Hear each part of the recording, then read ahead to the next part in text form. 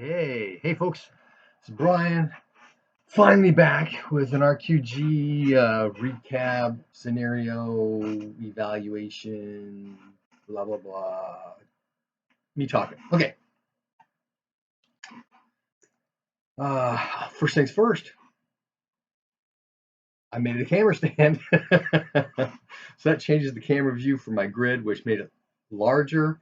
Not any brighter. I may need to get just a little like a track light or something to set up on it so it lights the screen. Or I could flip flop my tables. If I did that, I'd have a hard time getting to my stuff. Yeah. Yeah. I don't know. Maybe I'll experiment with location. Okay, enough of that.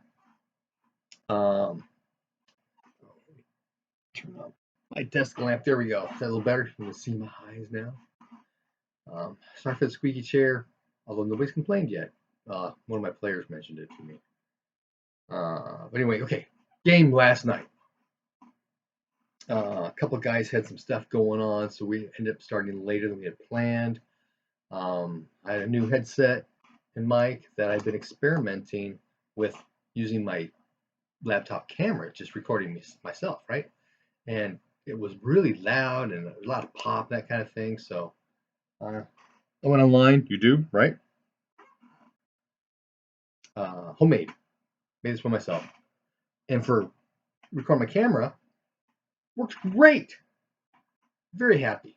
So we finally get a couple of the players up on Discord, and they were mentioning how loud I was because the mic was so close to my mouth, and they were still getting popping. So I eventually ended up taking it off and pushing the mic out further, and everything was fine for them, right? But then I go to my record, the session stuff, and so I'm testing recording us talking and stuff online, and you can hear them fine.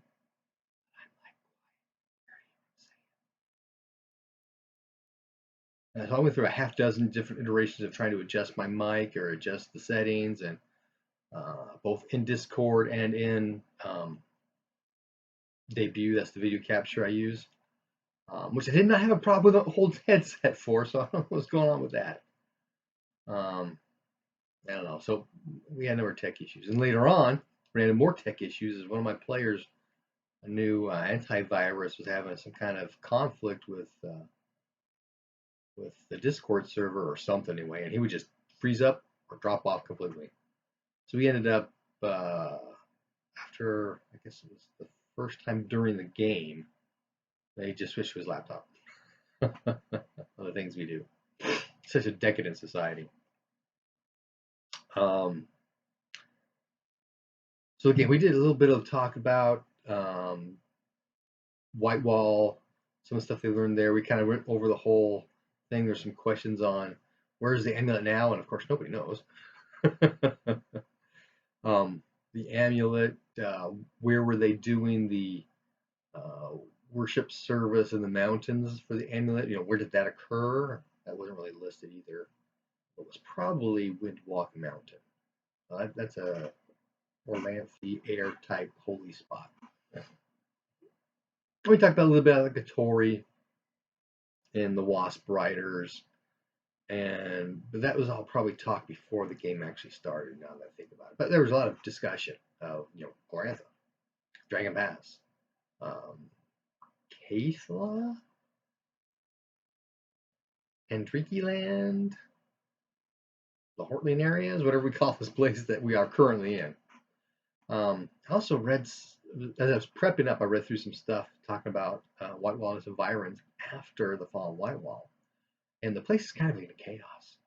You've got different groups of people trying to gain control of different sectors, trying to put themselves up as petty kings, that kind of thing. And a lot of the city's been destroyed, and while that kind of leads into why the Orlantha cult in White Wall wasn't going to address this death cult specifically themselves, they're still trying to vie for power in the city itself too. So that's a win-win kind of thing for the players, but it does set some issues of could something else have happened.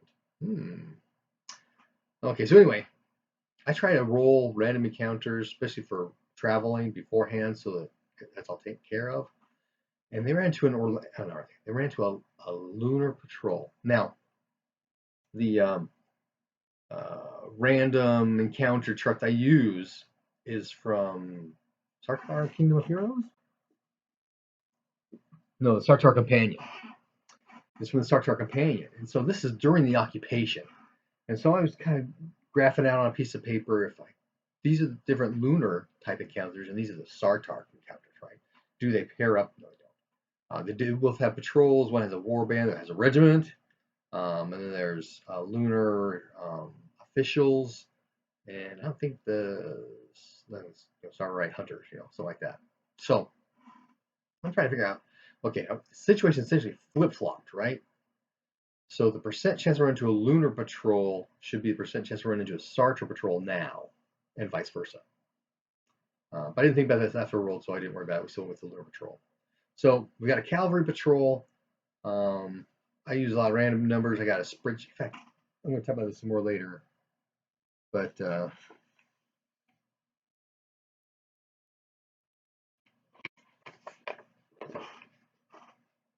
here's spreadsheets, an example of the spreadsheets I use to run my encounters. All of the stats are randomized. I have an age and experience calculator built in there to randomize skill levels, skill percentages. Is it good? Well, it works. For me, it works. It's all based off of your occupation, beginning occupation stuff, right? So, but that gives a flavor. Some people are different than others, and some have a little more experience than others, and that kind of thing fluctuates. So things are different. So all the brew are not 35% for one thing. So I had this printout of them, and there's a random number of how many of them are, and there's 8 in this particular patrol. And it takes there's a leader and a sub leader, right? The sub leader is always there. The leader only shows that there's 9 or more, right? So they get the right hand man kind of guy. But what are these? What's the lunar patrol doing near their white wall? Right? Essentially, they should be just scouting, right? So they don't want to be seen. I think what's the deal? But if there is somebody, if they see a handful of Sartorites, they just take them out. Cause some chaos, take out a few fighters, that kind of thing. So I was thinking, okay, yeah, they'll sit out there. They're at bow range from the road and have them attack. But do they really want to attack this close to the city? I don't think so. So I kind of had their mindset being, okay, if these Sartorites see us and do something, we'll take them out. And so they've all got their bows, waiting. And I was going to do this whole area fire thing where you get all these bonuses from, all the horses and everybody else. They don't care who they hit or what they hit. They just want to hit something. So it would have been like 5 of them. So that's 3 times 5, 15 times 5 is 75 plus 75% to hit. They're going to hit something, right? And there's 8 of them. So 8 arrows at plus 75 come flying at them. Somebody's going to get teamed. But they saw him. One of the PCs saw him. Said, "Hey, there's some mounted guys out there." It's Dawn because they said something about moon, their lunar patrols. I didn't think they'd necessarily say the lunar patrol. It would have been special or critical. I might have. I think about that one. So anyway, they see him. Yeah, they don't do anything, are they? No, they're sitting out there. Okay, let's keep going. So while they may have stopped to talk, they just kept rolling on, so the lunars didn't attack, and so that encounter went by. And then we'd also previously talked about how long it takes to get to where we're going. I had the map up on the screen.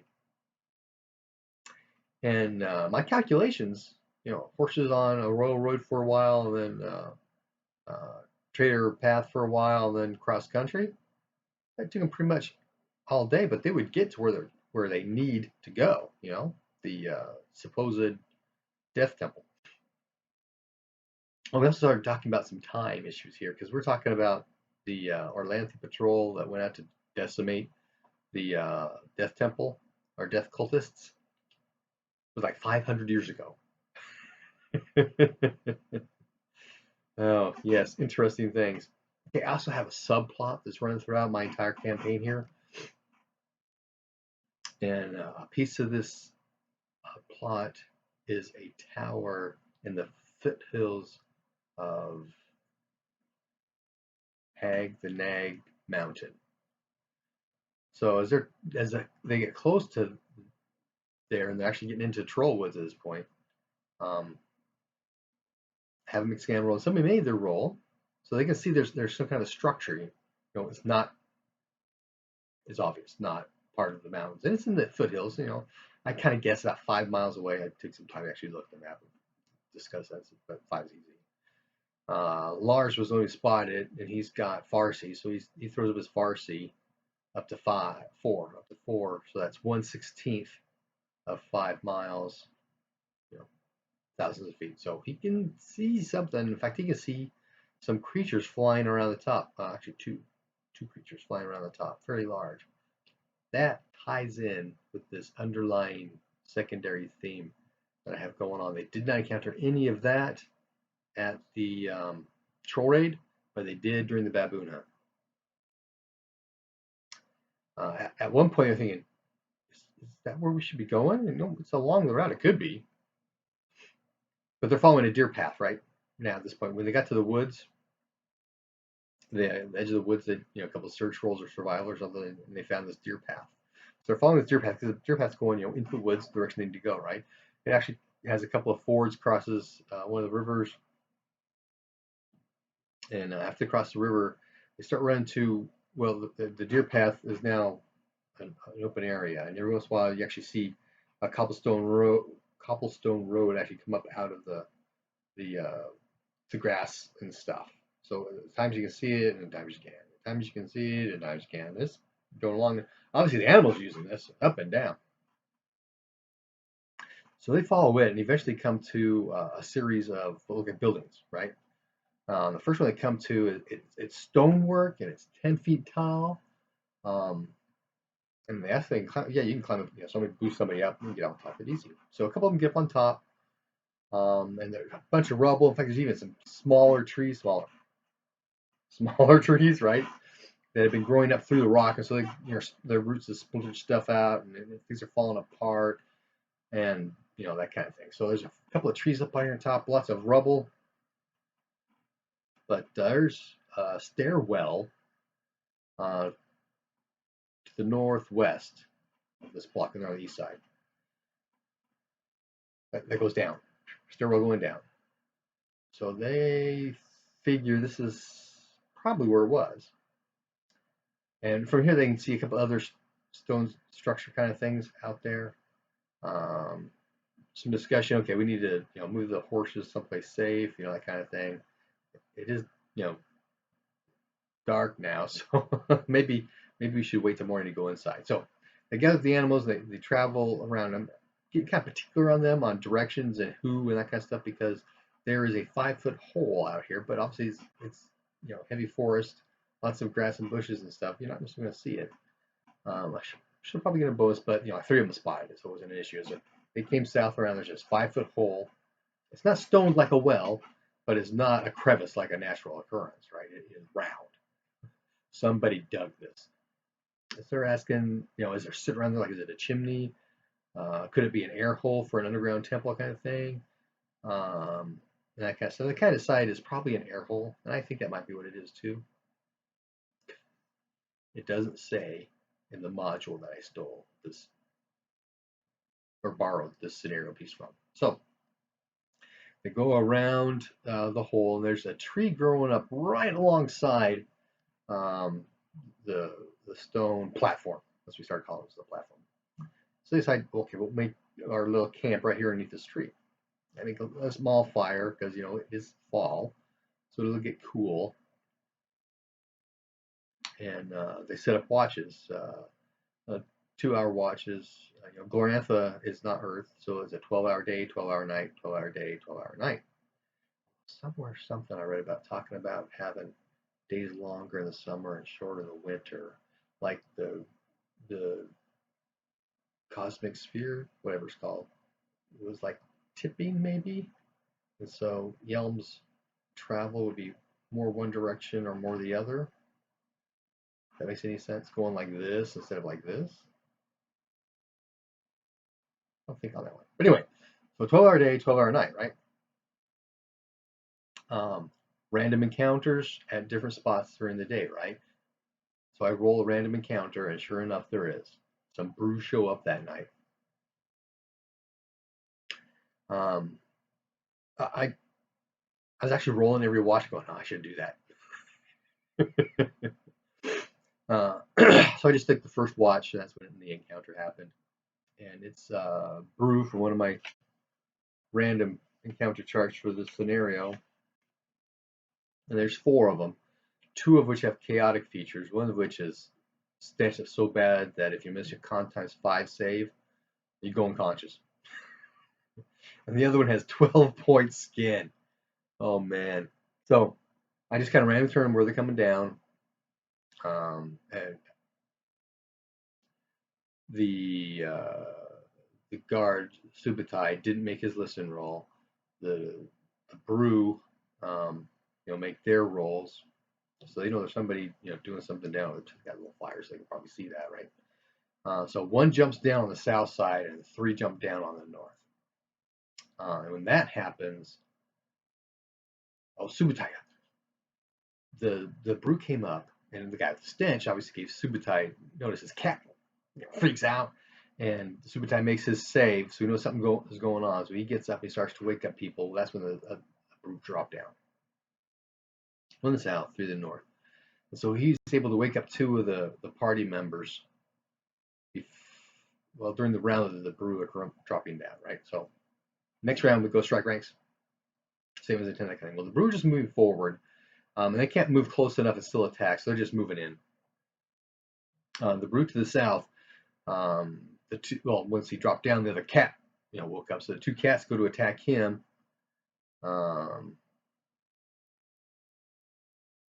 Probably should have made a roll for the second cat. Is he really going to just attack out of nature for that? Well, I just brew. Maybe. But let's say, wakes up, it's startled. Maybe he just kind of stays there in defense. It has not been given any direction, whereas the other one was given direction, kill, that kind of thing. So, anyway, the 2 cats attack the South Brew. He's got Spear out, but I keep forgetting that, so he ends up hitting later in the round than he should. And the other 3 move forward. 2 are waking up.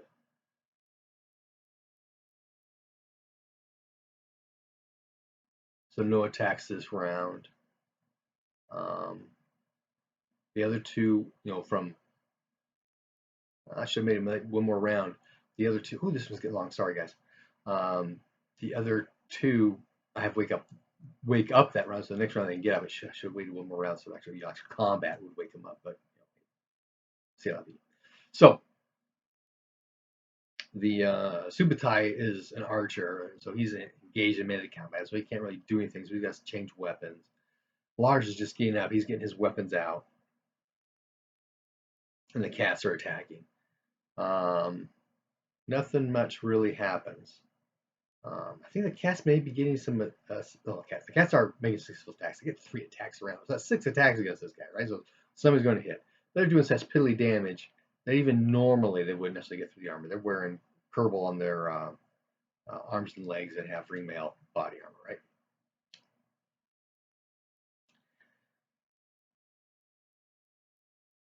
But the cat got pinged in the head and put it to negative its hit points.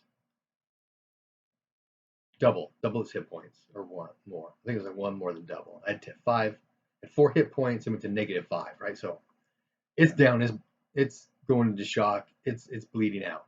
And so like, I can see my cat, right? So we discussed the whole, you're going to disengage from combat. There's the knockback, there's the flee, and there's the disengage, right? So he chooses the disengage finally. And so he's spending the whole round disengaging. The other 2 are popping up. They're doing some things. And getting weapons ready, casting spells, that kind of stuff, right? And the brew are going to attack.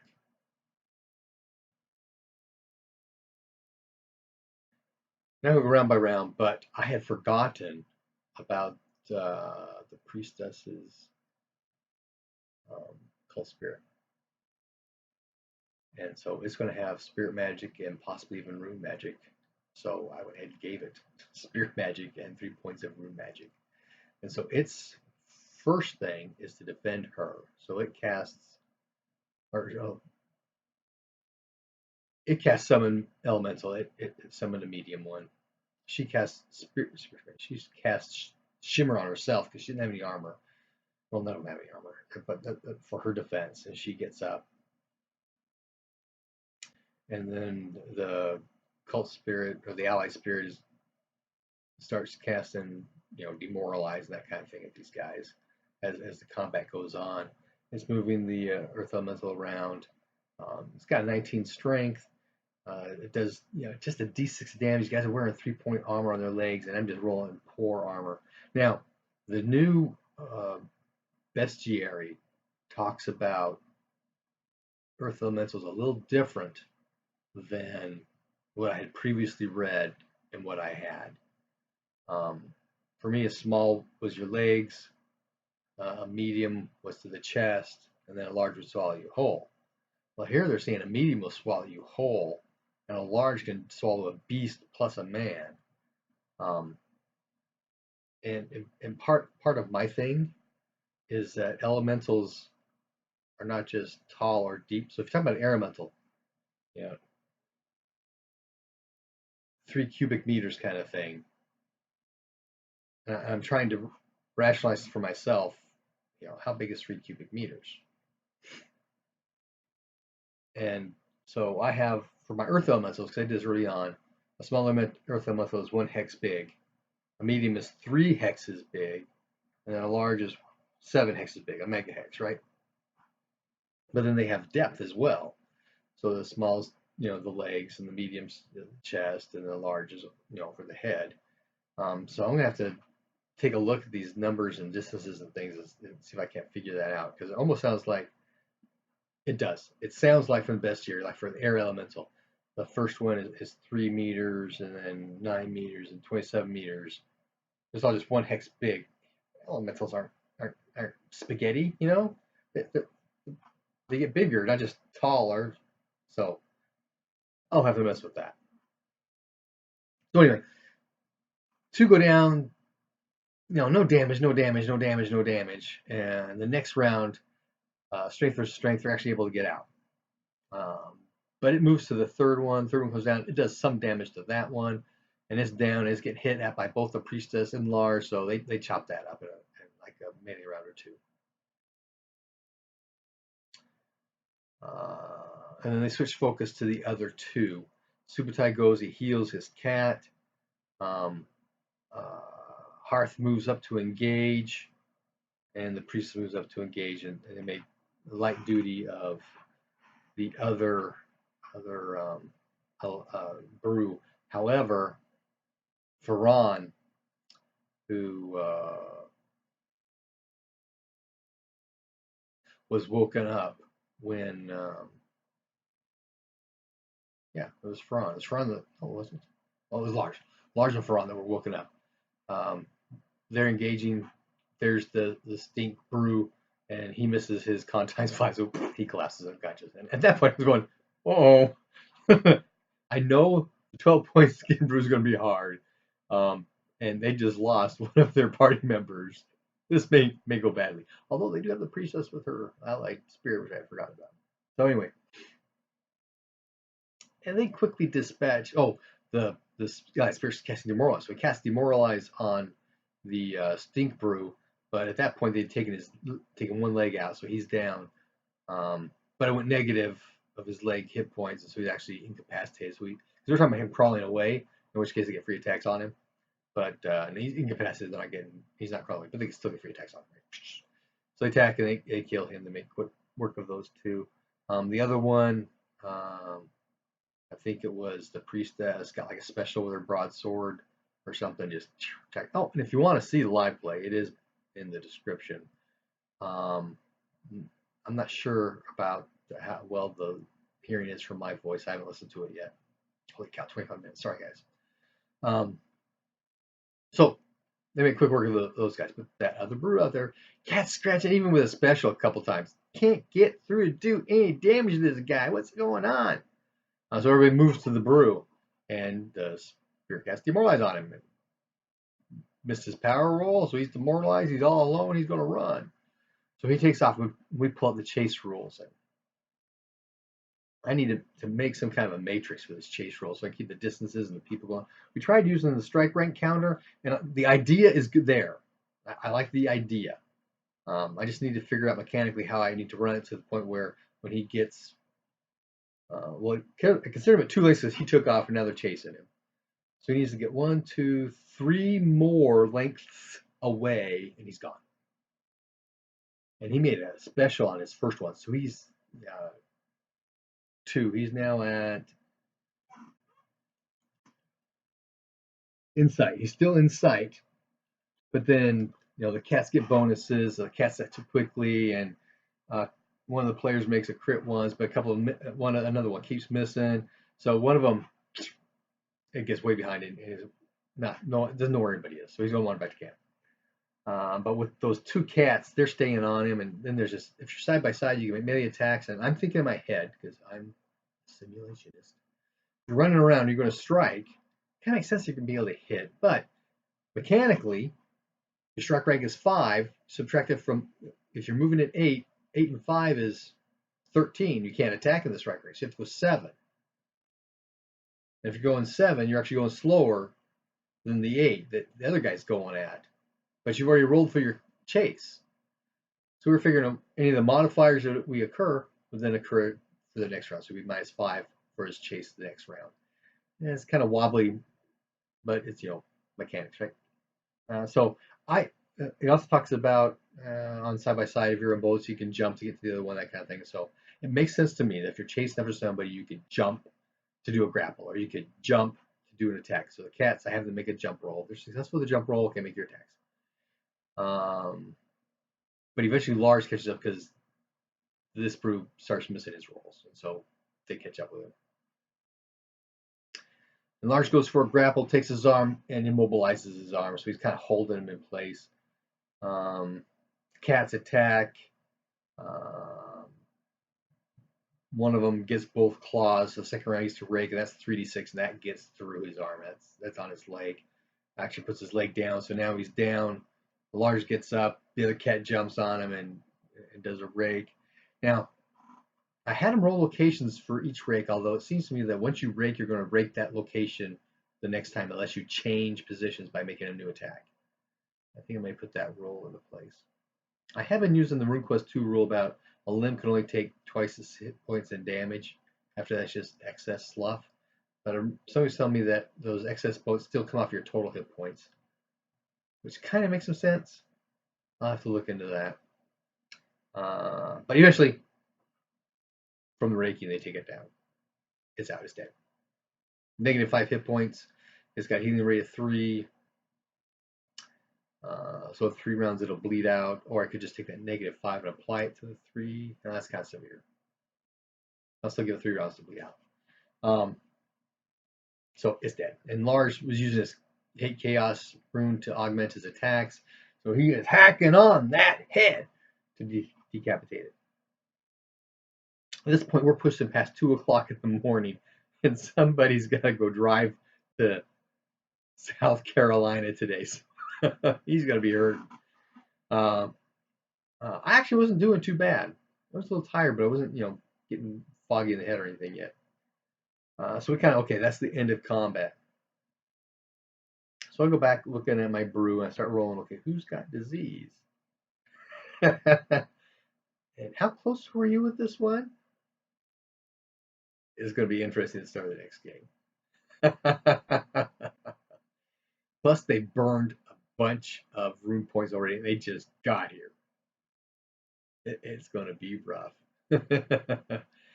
Happy gaming.